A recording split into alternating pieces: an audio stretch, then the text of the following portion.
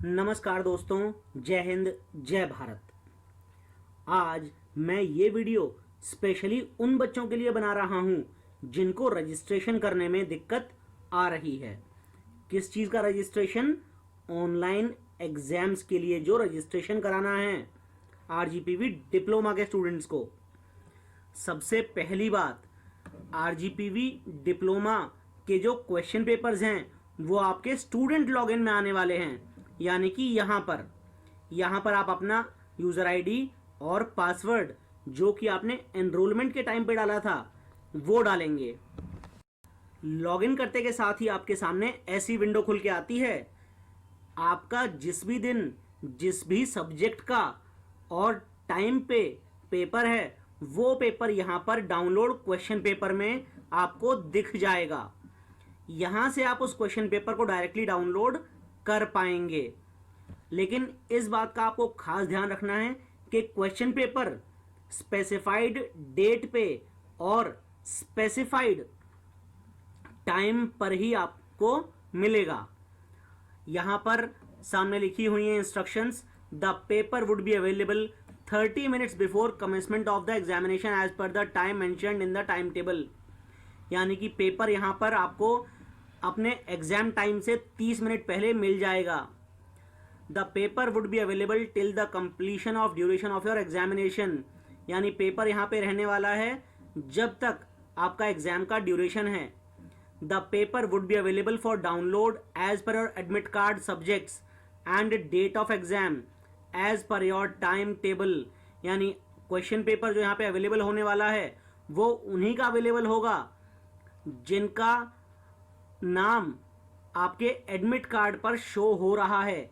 यानी अगर आप पहले कभी सब्जेक्ट 1 में पास हो चुके हैं और सब्जेक्ट 2 में फेल हुए हैं तो आपने इस बार शायद सब्जेक्ट 2 का ही पेपर भरा होगा। इस वजह से केवल सब्जेक्ट 2 का पेपर यहाँ पे आएगा। क्योंकि आप सब्जेक्ट 1 में पहले पास हो चुके हैं इसलिए सब्जेक्ट 1 का पेपर यहाँ पर नहीं आने वाला है। और एक बात और इम्पॉर्टेंट जो है वो ये कि आप लोग अपना शिफ्ट ज़रूर बहुत ध्यान से देख लें। बहुत बच्चे परेशान हो रहे हैं कि सर मेरा सुबह 8 बजे क्वेश्चन पेपर नहीं आया पोर्टल पे अभी तक, जबकि उनका एग्ज़ाम का टाइम सुबह 12 बजे से था। लास्ट पॉइंट है, please ensure you have PDF reader in your device to open the question paper. यानी कि क्वेश्चन पेपर PDF फॉर्मेट में आने वाला है। उसके लिए आपके मोबाइल या फिर कंप्यूटर में PDF रीडर यानी एडोब या फिर फॉक्सिट PDF रीडर होना बहुत ज़रूरी है। दूसरी चीज़ जो बहुत इम्पॉर्टेंट है वो ये कि अब आंसर शीट कहाँ अपलोड करनी है। यहाँ पर इस पोर्टल पे आपको क्वेश्चन पेपर तो मिल गया लेकिन आंसर शीट इस पोर्टल पे अपलोड नहीं होगी। आंसर शीट अपलोड करने के लिए सबसे पहले आप आंसर शीट को स्कैन कर लेंगे। स्कैन करने के बाद उसे PDF फॉर्मेट में एक फाइल में बना लेंगे। उसके बाद में आपको rgpvexam.in वेबसाइट खोलनी है। यहां पर आरजीपीवी एग्जाम में अगर आपने रजिस्ट्रेशन किया है तो यहां पर नीचे जाने के बाद लॉगिन और रजिस्टर का ऑप्शन आता है। यहां पे क्लिक करेंगे और उसके बाद यहां पर अपना एनरोलमेंट नंबर और पासवर्ड जो आपने एग्जाम के लिए क्रिएट किया था वो यहां पे डालना है, ना कि अपना स्टूडेंट पोर्टल वाला एनरोलमेंट नंबर और पासवर्ड। एनरोलमेंट नंबर तो दोनों में सेम ही रहने वाला है लेकिन पासवर्ड जो भी आपने सेट किया हो एग्जाम के लिए वो यहां पर रहेगा। यहां पर जैसे ही आप अपना एनरोलमेंट नंबर और पासवर्ड डाल देंगे तो यहां पर आपको साइन इन करना होगा। जैसा कि आप अभी यहां पर देख सकते हैं, यहां मैंने लॉगिन किया है और यहां पर आरजीपीवी एग्जाम बता रहा है no papers to upload for now. यानी कि अभी यहां पर मैं कोई भी पेपर अपलोड नहीं कर सकता। लेकिन अगर मेरा कोई पेपर होता तो यहाँ पर मैं उस पेपर को अपलोड कर पाता और सबमिट कर देना था। लेकिन एक खास बात जो ध्यान रखनी है वो ये है कि केवल एक फाइल एक ही बार अपलोड होनी है, इसलिए पूरी आंसर शीट प्रॉपरली स्कैन करके इकट्ठी करके पूरा का पूरा एक फाइल में बना के उसे अपलोड करें और फिर सबमिट करें। जब भी कभी आप आंसर शीट अपलोड कर देंगे तो इस टाइप की विंडो खुलेगी आपके सामने। सब्जेक्ट कोड लिखा होगा और आगे लिखा हुआ होगा अपलोडेड। और अगर आपने आंसर शीट अपलोड नहीं की होगी तो आपके सामने अपलोड का ऑप्शन रहेगा। पर आपको ध्यान ये रखना है कि एक फाइल ही अपलोड होनी है और वो भी स्पेसिफाइड टाइम तक ही होगी। अब एक बहुत बड़ा सवाल जो आपके सामने आता है कि सर, मैंने तो रजिस्ट्रेशन आरजीपीवी एग्जाम के लिए कराया ही नहीं है, तो मैं क्या कर सकता हूं?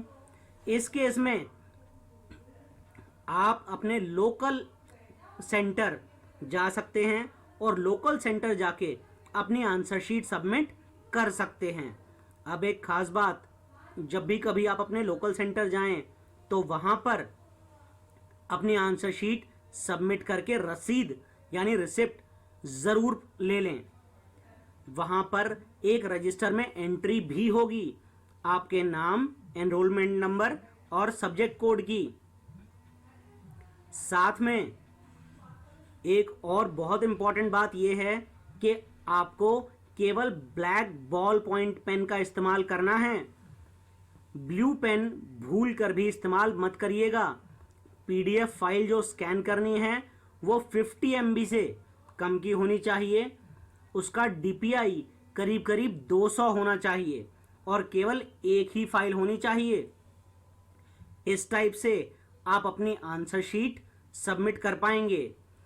तो अब इस वीडियो में आपको क्लियर हो ही गया होगा कि आपको क्वेश्चन पेपर कहाँ मिलने वाला है और आंसर शीट कहाँ पर अपलोड करनी है। इस वीडियो को बनाने के लिए मैं बहुत शुक्रगुजार हूँ अपनी स्टूडेंट आर्या का, जिसने मुझे अपना लॉगिन आईडी और पासवर्ड बताए। अब एक खास बात और जो बहुत लोगों को दिक्कत आ रही है कि आप लोग अपने आप को रजिस्टर नहीं कर पा रहे हैं। रजिस्टर करने के लिए आपको rgpvexam.in वेबसाइट खोलनी है, नीचे आना है, लॉगिन और रजिस्टर पे क्लिक करके इस टाइप की विंडो आपके सामने आएगी। यहाँ पर click here to register yourself पे क्लिक करना है, अपना एनरोलमेंट नंबर डालना है, डेट ऑफ बर्थ डालनी है और पासवर्ड आपको डालना है। अब यहाँ पर ध्यान देने वाली बात है डेट ऑफ बर्थ का फॉर्मेट। डेट ऑफ बर्थ को आप हाइफन करके डालिएगा, तभी आप यहाँ पे रजिस्टर अपने आप को कर पाएंगे। वरना अगर आप स्लैश का इस्तेमाल करते हैं इस टाइप से तो आपका रजिस्ट्रेशन शायद ही हो। उसके बाद आप पासवर्ड क्रिएट करें। पासवर्ड 10 या ज़्यादा कैरेक्टर्स का होना चाहिए और कम से कम एक नंबर और एक अपर केस और मिनिमम एक लोअर केस अल्फ़ाबेट ज़रूर होना चाहिए। कंफर्म पासवर्ड में सेम पासवर्ड आपको टाइप करना है और साइन अप पर जैसे ही आप क्लिक करेंगे आपका रजिस्ट्रेशन हो चुका होगा। और ये बात मेरे साथ शेयर की है मेरे स्टूडेंट गोलू ने। Thank you very much Golu. आज इस वीडियो में बस इतना ही। जय हिंद, जय भारत।